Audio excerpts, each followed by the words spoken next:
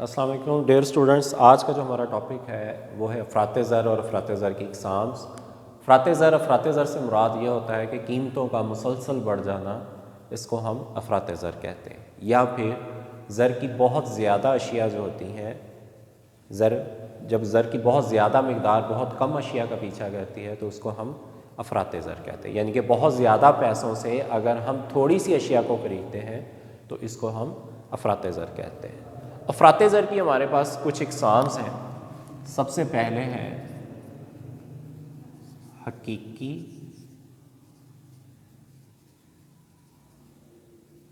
اور متوقع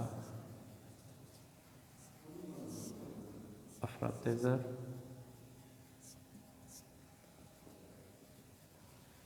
سیکنڈ ہے ہمارے پاس طلب کے دباؤ کا افراط زر،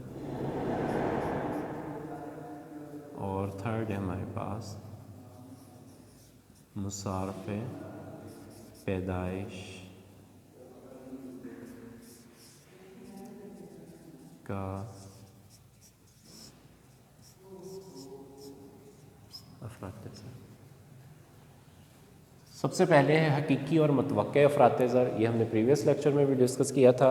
حقیقی ہوتا ہے کہ موجودہ حالت میں، یعنی کہ جس وقت آپ کا افراط زر ہو، یعنی کہ قیمتیں بڑھ رہی ہیں، ایکچول میں جو بڑھ رہی ہوئی ہیں، اس کو ہم حقیقی افراط زر کہتے ہیں۔ متوقع میں یہ ہوتا ہے کہ آئندہ آنے والے دنوں کے اندر جو پرائسز بڑھ رہی ہوتے ہیں، اس کو ہم متوقع افراط زر کہتے ہیں، اور حقیقی میں بڑھ چکی ہوتی ہیں آپ کے پاس۔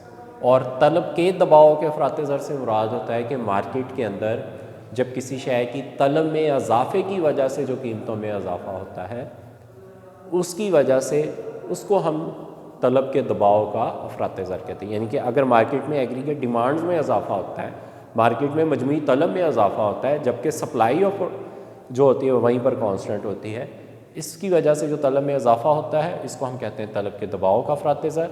اور اس کے بعد ہے مصارف پیدائش کا افراط زر۔ مصارف پیدائش کے افراط زر کو ہم جمودی افراط زر بھی کہتے ہیں، اس کو ہم سٹیگ انفلیشن بھی کہتے ہیں۔ مصارف پیدائش کے افراط زر سے مراد یہ ہوتا ہے کہ جب اشیاء کو پیدا کرنے کے اخراجات بڑھ جائیں، جب اشیاء کو پیدا کرنے کے اخراجات بڑھ جائیں، کاسٹ آف پروڈکشن بڑھ جائے، تو پیداوار میں کمی ہو جاتی ہے، کیونکہ اخراجات بڑھنے کی وجہ سے پیداوار کم ہوتی ہے، جبکہ مارکیٹ کے اندر جو ڈیمانڈ ہوتی ہے وہ اتنی ہی موجود ہوتی ہے۔ تو اس وجہ سے جو مارکیٹ کے اندر جو پرائسز میں اضافہ ہوگا، اس کو ہم کہتے ہیں مصارف پیدائش کا افراط زر کہتے ہیں۔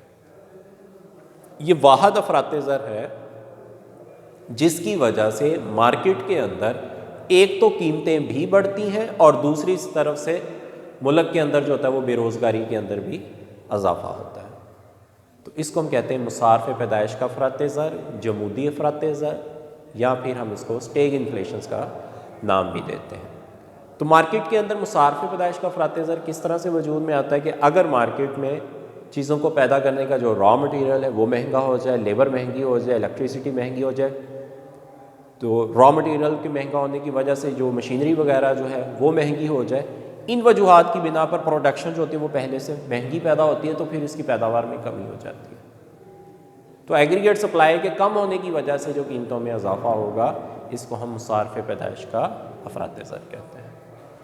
اگر ہم ڈائیگرام ہے اس کے لیتے ہیں،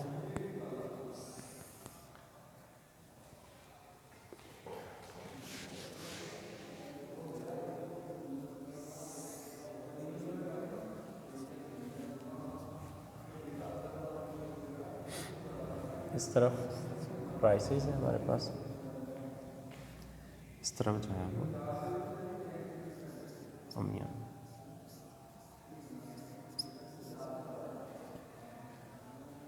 یہ ہمارے پاس ایگریگیٹ سپلائی کر، یہ ایگریگیٹ سپلائی، اور یہ ہمارے پاس ایگریگیٹ ڈیمانڈ، جس جگہ پہ یہ آپس میں برابر ہوتے ہیں اس کو ہم کہتے ہیں مارکیٹ ایکویلیبریم موڈ۔ یہ آپ کے پاس توازی آمدنی، اور یہ ہے آپ کے پاس توازنی قیمت ہے۔